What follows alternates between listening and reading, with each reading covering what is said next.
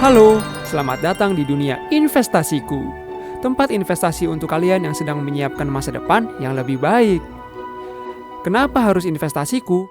Mari kita jelajahi. Registrasinya mudah dan cepat. Dapat ala points setiap kali transaksi saham. Tersedia rekomendasi saham setiap harinya. Dan kamu bisa belajar tentang investasi dalam EduFest. Tunggu apa lagi? Ayo download investasiku sekarang.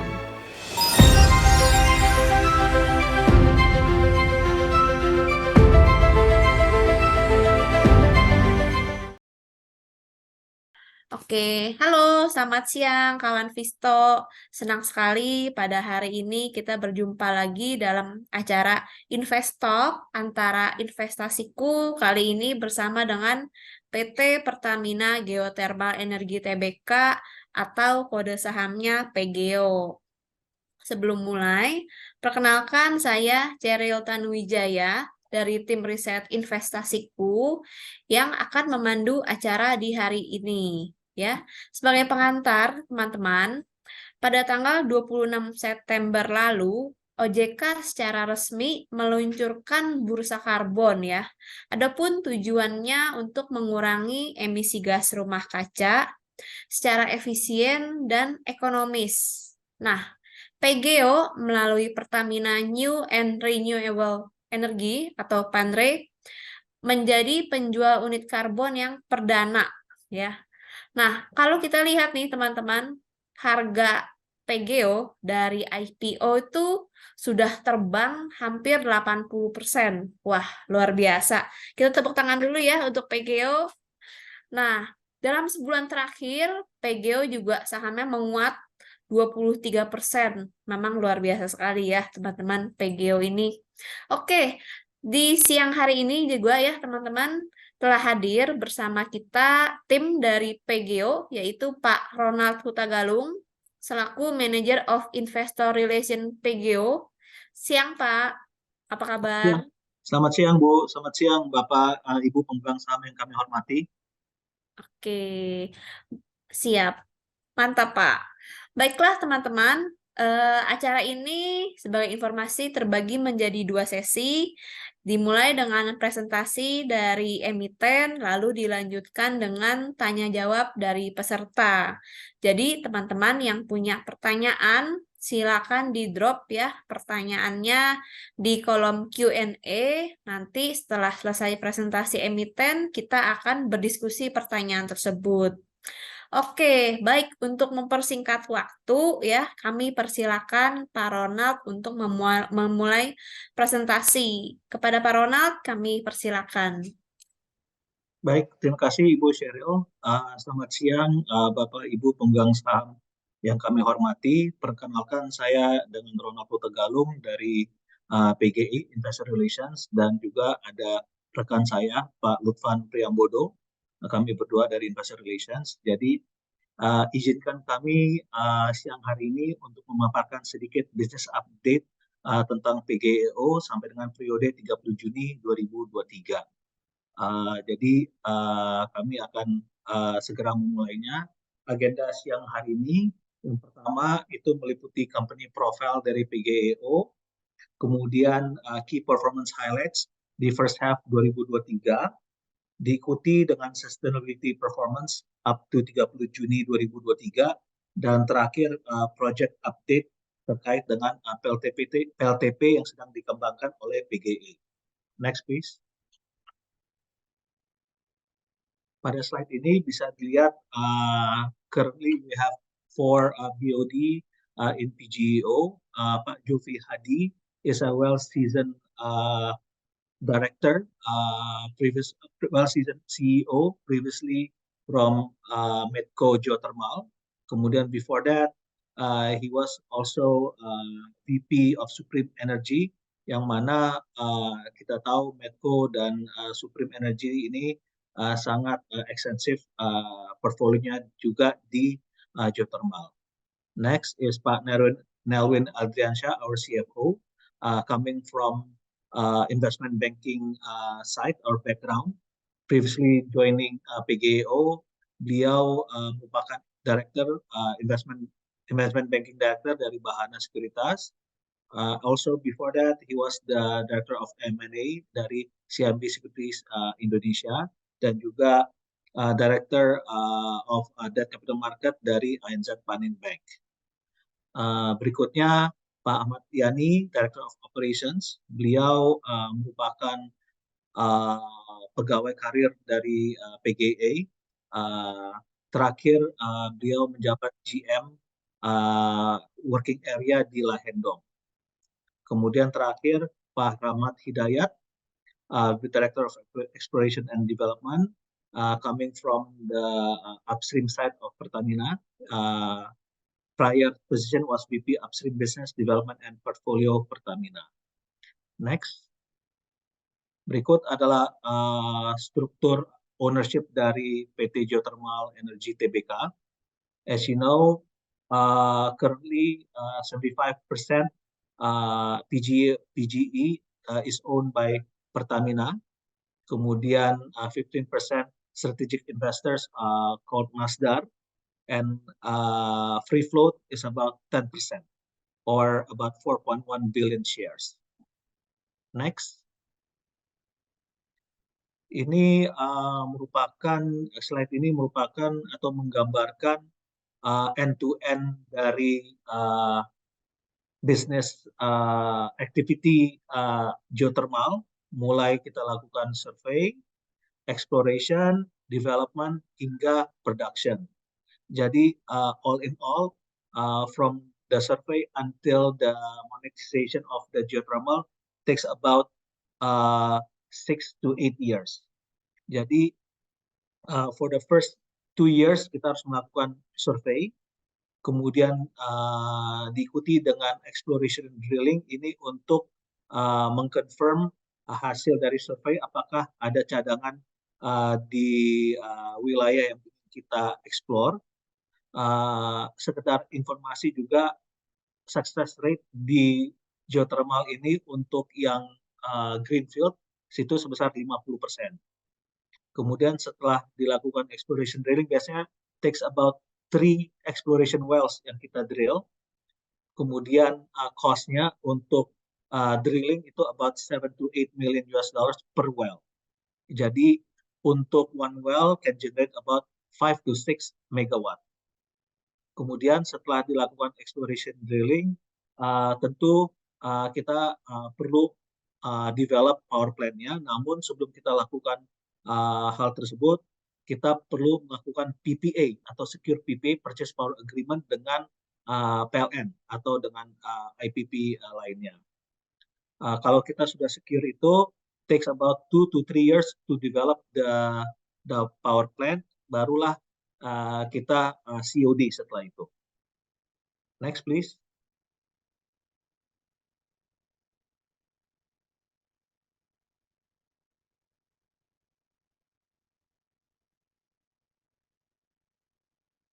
Ya, ini beberapa contractual framework yang ada di PGE. As you know, ada 3 revenue stream di P&L kita. Pertama, itu kita menjual steam, hanya menjual steam saja kepada PLN. Jadi, in this case, kita concession holder-nya, kemudian PLN memiliki geothermal power plant dan transmission line. Nah, harga steam, as you will see in the later slide, itu sen per kilowatt hour-nya kira-kira 6 sen per kilowatt hour, kemudian cost per kilowatt hour-nya sekitar 2 sen per kilowatt hour. Kemudian revenue stream lainnya kita menjual listrik atau perjanjian jual beli listrik dengan PLN. In this case, kita memiliki steam concession holder plus power plant. Kemudian kita jual listriknya ke power grid-nya PLN. Nah, juga untuk harga jual listrik di sisi PPA ini itu 9 sen, sekitar 9 sen. Kemudian cost-nya is about 5 cent per kilowatt hour. Rata-rata panjang umur atau tenor dari perjanjian dengan PLN is about 30 years. Next, please. Oh, sorry, if you can go back to the previous slide, Pak Lutfan, mohon maaf. Ini kita juga ada satu lagi namanya JOC, Joint Operating Contract. Itu kita ada dua kontrak dengan Sarula, one with Sarula and the other one with Star Energy. Jadi in terms of total capacity, itu install capacity itu sekitar 1.205 megawatt. Sedangkan yang dioperate sendiri oleh PGE itu sekitar 672 megawatt. Jadi in total kita antara own operation sama JOC combine itu sekitar 1.876 megawatt. 1,76 gigawatt, sorry, 1,76 gigawatt. Next, ini sedikit corporate milestone dari PGE. We've been part of Pertamina in the last 29 years. Terakhir corporate action yang kita lakukan, in the beginning of the year, we went public. We raised about $600 million in February 2023. Following that, we issued a green bond in April 2023 in the amount of $400 million. And the tenor of the bond is 5 years, so it's going to mature in April 2028 with a coupon payment of 5.15 per annum. Next. Ini working areas dari PGE. As mentioned earlier, kita ada 6 own operations, yaitu Lumut Balai Unit 1, Lahendong Unit 1 sampai 6, kemudian ada Kamojang Unit 1 sampai 5 sebesar 235 megawatt, kemudian ada Sibayak, Hulu Belu 220 megawatt, kemudian terakhir itu Karaha 30 megawatt. Kemudian yang dalam tahap eksplorasi ada Hulu Lais, itu di Bengkulu, kemudian Selawah itu di Aceh, kemudian Kota Mobagu di Sulawesi Utara. Kemudian yang dalam tahap pengembangan kita ada Sungai Penuh, itu 55 megawatt, kemudian ada Hulu Lais di Bengkulu juga, itu 110 megawatt. Terakhir yang joint operating contract, itu kita kerjasama dengan Star Energy untuk yang wilayah Gunung Salak itu 377 megawatt, kemudian ada Wayang Windu 227 megawatt, dan terakhir itu ada Darajat itu 271 megawatt, dan terakhir itu JOC Bedugul dengan Bali Energy. Next please. Ini again, this is our portfolio. As mentioned, we have 6 working areas that we solely operate. Kamojang, Lumut Balai, Lahendong, Karaha, Hulu Belu, dan Sibayak. Kemudian dalam tahap exploration itu ada 3, Selawah, Bukit Daun, Kota Mobagu. Dalam tahap pengembangan ada Lumut Balai Unit 2, Hulu Lais, dan terakhir Sungai Penuh. Yang sifatnya joint operating contract itu dengan Star Energy ada Darajat, Salak, Wayang Windu. Dengan Sarula kita ada Namora Satu Langit, kemudian ada Silang Kilang, kemudian terakhir itu Bali Energy di Bedugul. Next please. Ini menggambarkan growth strategy PGE in the next 2 to 3 years. We aim to become a 1 gigawatt power producer company. Jadi nanti di later slide itu kita ada namanya project, kita ada project namanya low hanging fruits. Jadi kita mau mengembangkan sebesar 340 megawatt install capacity menggunakan teknologi yang relatively new namanya binary unit, dan kita sudah melakukan pilot project di Karaha di 500 kV kapasitasnya, dan benefit dari pengembangan binary unit ini time to marketnya lebih cepat, COD lebih cepat, dan capex-nya lebih rendah. Kita perkirakan capex per megawattnya itu 3,5 sampai $5 juta per mega, dan time to marketnya takes about 6 to 12 months. Uh, compared to the conventional, kalau conventional per megawattnya itu uh, 7 sampai 8 juta dolar per megawatt. Next please. Berikut adalah penghargaan yang kami peroleh in the past, terkait juga ada dekarbonisasi, sama safety juga. I don't think we need to dwell on this too long. Next slide please. Key performance highlights-nya PGE up to 30th June 2023. Production increased by 7% to 2,397 gigawatt hour. Total revenue juga meningkat hampir 12%, mencapai 206 juta dolar. Cost of revenue slightly increase less than 1%, sebesar 82 juta dolar. Gross profit karena kita ada peningkatan di production dan juga harga jual kita juga ke PLN juga bagus. Gross profit kita meningkat hampir 21%, mencapai 123 juta dolar, sehingga net profit kita bottom line-nya meningkat 30%, mencapai 92 juta dolar. Total aset meningkat lebih dari 16% di level 2,89 billion US dollar. Ini sudah termasuk juga hasil IPO yang kita raise di bulan Februari tahun ini, plus fundraising melalui green bond issuance sebesar 400 juta dolar di bulan April. Total equity juga meningkat lebih dari 50%, mencapai 1,89 billion US dollar. Current ratio kita quite healthy, sebesar 3,59 kali, dengan debt to equity ratio 39 kali, dan return on asset on an annualized basis 6,42 kali. Next please. Operation performance up to 30th June. Bisa dilihat di sini, Kamojang naik sebesar 8%, menjadi 869 gigawatt hour. Peningkatan disebabkan oleh high demand from PLN. Kemudian juga ada improvement in availability factor di unit 4 dan 5. Lahendong itu peningkatan hampir 10% year over year, mencapai 442 gigawatt hour. Ini juga disebabkan oleh higher electricity demand from PLN. Juga sama improvement in availability factor plus improvement in zero outage rate.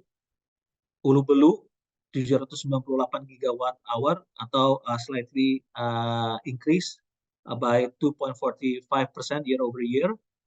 Kemudian Lumut Balai juga ada peningkatan electricity demand dari PLN dan juga higher capacity factor, sehingga listrik yang dihasilkan atau yang diproduce adalah sebesar 239,4 gigawatt hour. Dan terakhir ada Karaha, peningkatan yang quite significant, itu lebih dari 44% year over year, dengan production rate sebesar 47,4 gigawatt hour. Ini juga di akhir 2022 itu ada shutdown yang disebabkan oleh longsor di bulan Desember, dan takes and took about 3 to 4 months maintenance. Jadi itu baru up and running kembali itu di Maret 2022.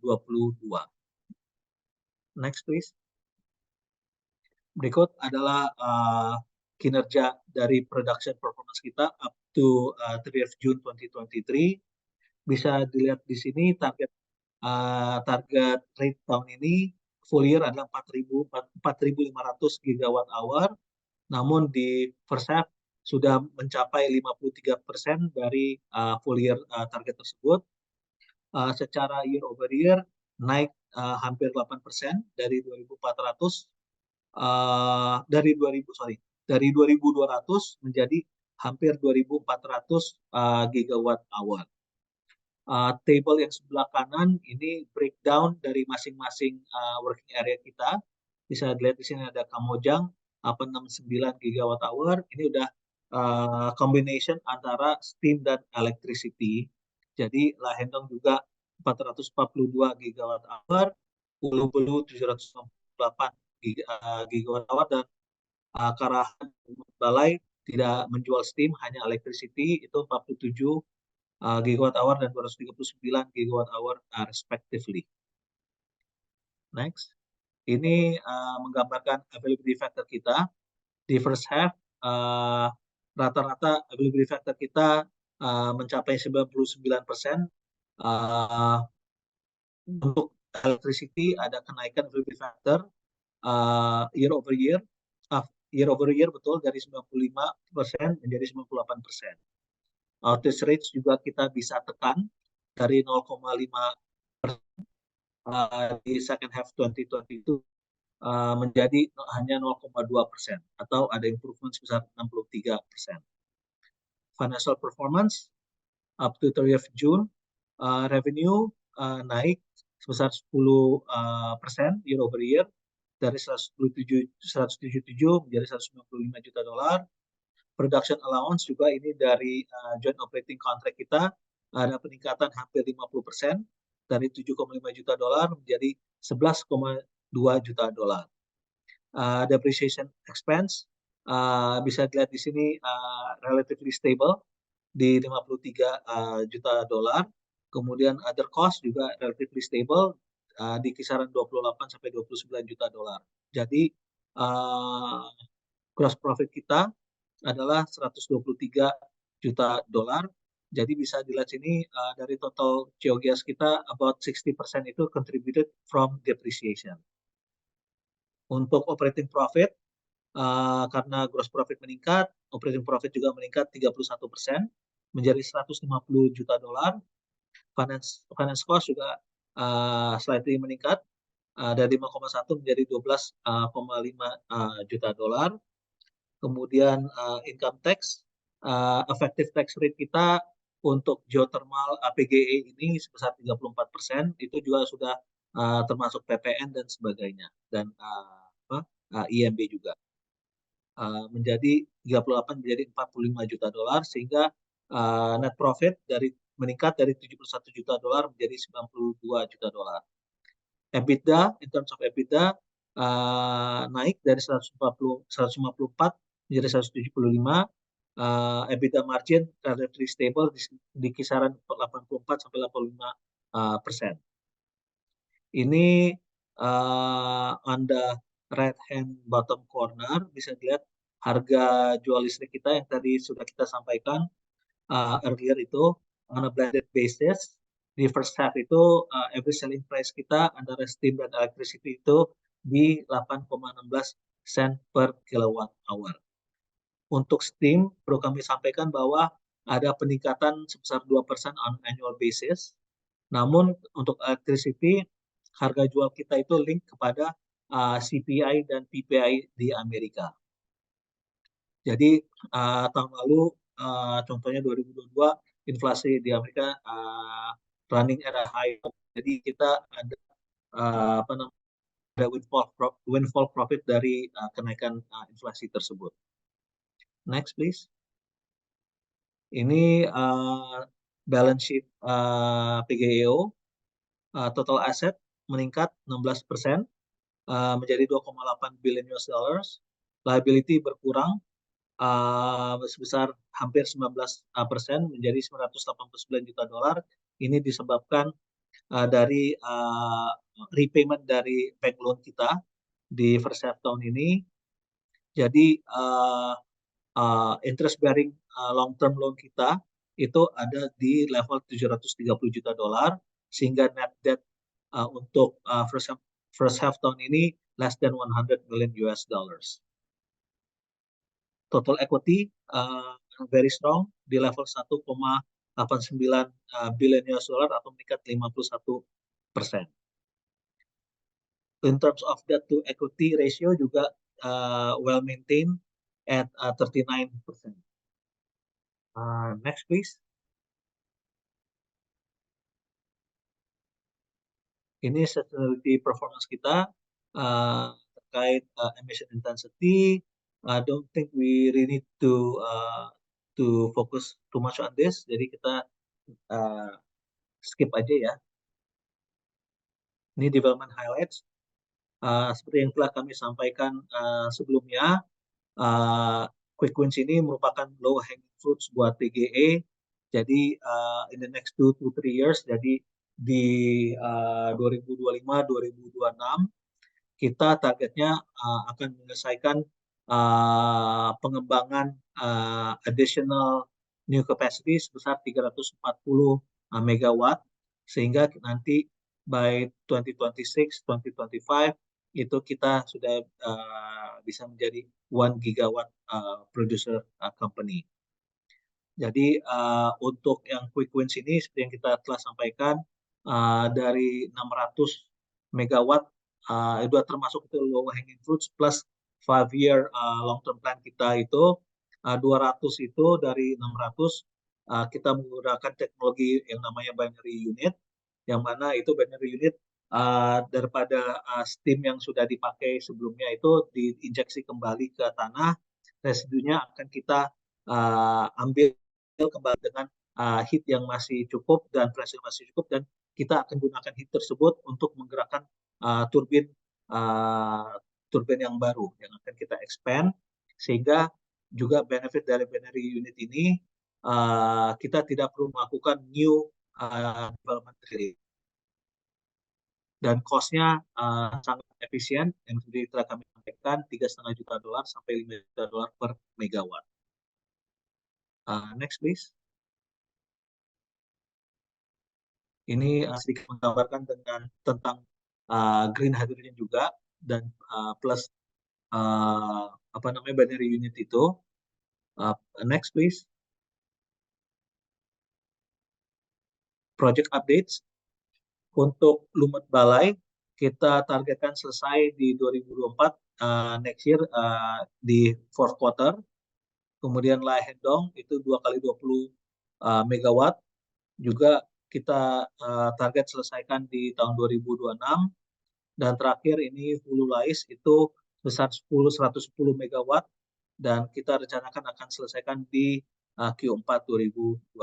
Dan ini kalau Hulu Lais itu kita hanya menjual steam, yang akan membangun pembangkitnya adalah PLN. Sedangkan Lai Hendong dan Lumut Balai ini kita akan menjual listrik kepada PLN. Next. Di slide ini bisa dilihat recently mungkin Bapak Ibu pemegang saham recently read in the media, kita baru-baru ini signing MOU dengan AGIL. AGIL itu African Geothermal International Ltd. Itu kita partnership dengan mereka untuk mengembangkan power plant up to 140 megawatt. Namun untuk the initial stage kita akan mengembangkan between 50 to 55 megawatt, dan capex kalau lihat di sini untuk 140 megawatt itu besar $700 juta. Jadi on a megawatt basis ini lower than our development di Indonesia. Kalau di sini rata-rata per megawattnya 7 sampai 8 juta dolar, sedangkan di sana takes about $5 million. Kenapa bisa lebih murah?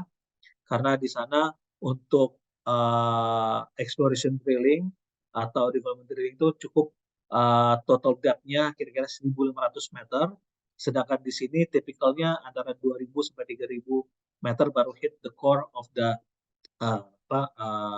geothermalnya, reservoirnya. In terms of the PPA, relatively the same with Indonesia. Di sini itu average selling price sudah dijanjikan oleh pemerintah Kenya itu di 8 sen per kilowatt hour. Next, Wairatai. Wairatai ini juga development plan-nya 55 megawatt. Ini kita recently sign partnership agreement dengan Chevron. I think about 2 to 3 weeks ago. Itu partnership-nya 60-40, 60 Chevron, kita 40%. Kemudian pengembangannya itu 55 megawatt, dan kita harapkan COD itu di tahun 2031. Jadi untuk yang Wairata ini kita perkirakan end-to-end-nya takes about 8 years until we monetize the project. I think that concludes our presentation this afternoon, and we're open to any question that our investors may have. Bu Cheryl, silakan. Oke, baik. Terima kasih banyak Pak Ronald untuk presentasinya yang luar biasa.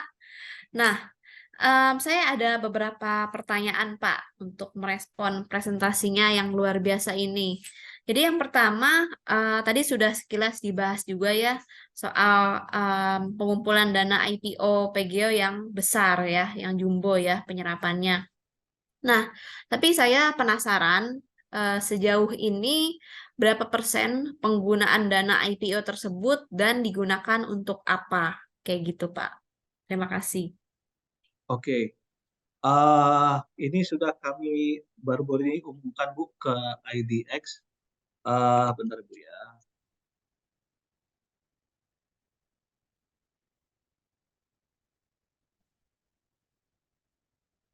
So I don't want to misquote the numbers.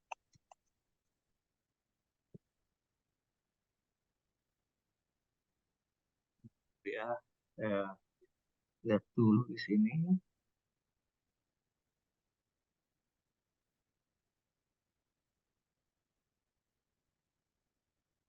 Jadi kita raise at the IPO in rupiah, rupiah term itu 9 triliun. Kemudian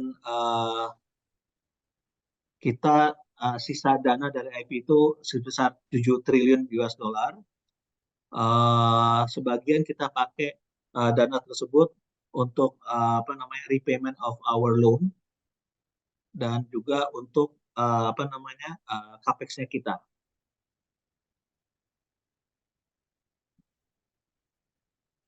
Ya, saya kira itu Bu Sheryl yang bisa kita sampaikan. Oke, baik. Terima kasih Pak untuk jawabannya. Nah, saya juga ada pertanyaan lagi.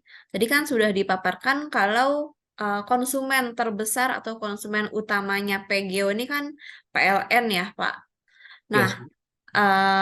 kita penasaran seberapa banyak PGO bisa menyuplai permintaan kebutuhan energi PLN. Kayak gitu. Lalu Oke. dengan rencana PGO meningkatkan kapasitas ya secara bertahap sampai 1 gigawatt ya tadi ya akan ditargetkan kemana daya yang ada itu gitu Pak. Oke, terima kasih Bu Sheryl. Jadi untuk PLN memang capacity factor kita itu saat ini lebih dari 90% dan kita punya take or pay dan delivery or pay juga. It works both ways. Jadi kalau PLN tidak take or pay kita untuk listrik itu 90%. Namun kalau PLN tidak sanggup mengambil 90% dari yang di apa namanya sudah disepakati, mereka tetap harus bayar 90%. Namun sebaliknya, kalau kita tidak bisa mensuplai listrik kepada mereka, kita juga ada dendanya, Bu. Gitu. Jadi so far bisa dilihat di slide presentasi kita outage rate plus availability factor kita plus capacity factor kita di atas 90%, itu kita menyanggupi berapapun yang diminta oleh PLN, gitu Bu. Jadi so far kita optimize our asset lah Bu ya untuk supply listrik kepada PLN. Oke, baik. I hope that answers the question, Bu. Iya, oke. Nah, kita lihat dari floor ini juga udah ada pertanyaan ya, Pak. Pertanyaan dari Saudara Riri Hanifa ya. Adakah target dari PGO untuk pendapatan dari bursa karbon? Apalagi saat ini produk yang ada di bursa karbon Indonesia baru ada dari PGO kalau nggak salah. Ya, masih minim lah ya. Dan PGO menjadi pionir ya dari perdagangan bursa karbon kemarin gitu. Gimana Pak responnya? Jadi izin Bu untuk menjawab yang mengenai bursa karbon yang kira-kira 2 minggu yang lalu kita jual ke PPI itu merupakan emisi karbon yang kita generate dari Lahendong unit 5 dan 6. Kemudian volumenya itu 460.000 ton per CO2. Harga yang kita jual ke PPI itu di level 1,07, plus kita juga dapat margin sebesar 10, ada tiernya, tier 1 itu 10%, terus tier 2-nya 25% for every price that they can sell above 1.07 dollars per ton tersebut. Jadi in total itu yang untuk tahun ini kita vintage carbon stock yang kita ada itu totalnya 800, tapi yang baru kejual adalah 460 ribu ton CO2. Selain itu di tahun 2022 kita book carbon revenue, kita kerjasama dengan South Pole, itu volume yang kita generate atau kita jual itu sebesar 1,7 juta ton CO2. Harganya itu diambil dari carboncredits.com. Saat itu harganya hanya 0,40 sen US dollar. Kemudian untuk yang carbon stock yang akan kita jual juga ke South Pole itu harganya lebih bagus dibandingkan yang tahun lalu, di harga 1,5 dolar per ton CO2. Dan juga di situ ada tiernya. Jika South Pole mampu menjual di atas 1,5 dolar per ton, maka kita akan memperoleh margin sebesar 50 sen for every cent that they generate, or every dollar that they generate. Nah, jadi untuk ke depan kita akan terus melakukan penjualan karbon, baik itu dengan sisa pol ataupun dengan PPI, dan juga kita juga akan minta kalau jika harga saat kita menjual ke mereka harganya lagi bagus, kita akan meminta price review. Jadi ini sebenarnya buat PGEO itu untuk karbon merupakan additional revenue tanpa ada cost-nya sama sekali. Oke. Nah, Pak, menyambung dari pertanyaan Oh ya, saudari. sorry mau menambahkan untuk yang revenue-nya ya, kira-kira kita estimate less than 1% lah Bu ya, dari total revenue kita coming from karbon ini, baik itu dari PPI ataupun dengan South Pole. Itu perkiraan awal kita saat ini Bu, less than 1%. Berarti porsinya masih minim ya Pak untuk Ya, tahun 2023 ini ya, porsi ya. dari perdagangan karbon. Kalau dari 2023 dan 2024 juga Bu, ya. 2024 juga masih di 1% ya Pak, Less than proyeksinya ya. 1% perkiraannya, ya. Oke. Baik. Em, kita lihat pertanyaannya sudah terjawab semua, Pak, dari saya maupun dari Flor. Mungkin Pak Ronald ada closing statement sebelum kita mengakhiri diskusi hari ini. Oke, baik. Kami hanya closing statement-nya sih mengucapkan terima kasih yang sebesar-besarnya kepada pemegang saham kita yang di market, yang telah mensupport kita dan believe in us. Semoga juga di tahun-tahun yang akan datang ini kita juga bisa terus meningkatkan kinerja kita dan bisa mendeliver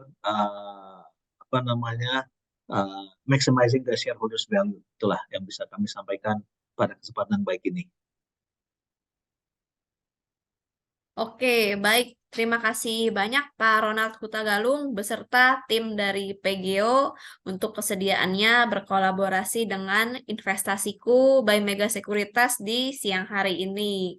Kami juga mengucapkan banyak-banyak terima kasih untuk teman-teman yang sudah berpartisipasi pada acara diskusi hari ini. Untuk semuanya, kita akan akhiri diskusi hari ini. Kita mungkin akan bertemu lagi di kesempatan acara berikutnya. Oke, terima kasih sekali lagi Pak Ronald. Semoga sehat selalu, semakin berjaya untuk PGO. Terima kasih Pak. Terima kasih Bapak Ibu sekalian. Izin leave. Terima kasih. Ya, makasih. Halo, selamat datang di dunia investasiku. Tempat investasi untuk kalian yang sedang menyiapkan masa depan yang lebih baik. Kenapa harus investasiku? Mari kita jelajahi. Registrasinya mudah dan cepat. Dapat ala points setiap kali transaksi saham. Tersedia rekomendasi saham setiap harinya. Dan kamu bisa belajar tentang investasi dalam EduFest. Tunggu apa lagi? Ayo download investasiku sekarang.